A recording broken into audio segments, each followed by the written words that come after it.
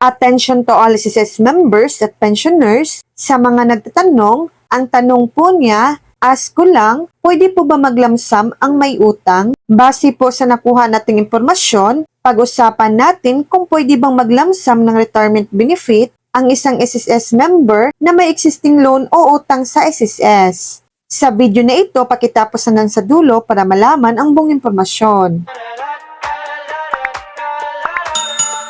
Sa pangkalahatan, kung ikaw ay may existing loan sa SSS at gusto mong mag-claim ng iyong retirement benefit, lamsaman o monthly pension, ibabawas ng SSS ang iyong outstanding balance sa iyong makukuhang benefit. Paano nga ba ito nangyayari? Una, offsetting. Ang SSS ay may karapatang i-offset o ibabawas ang iyong utang sa anumang benefit na matatanggap mo mula sa kanila. Pangalawa, lump sum deduction. Kung ang iyong lump sum benefit ay mas malaki kaysa iyong utang, ibabawas ang buong halaga ng iyong utang at matatanggap mo ang natitira.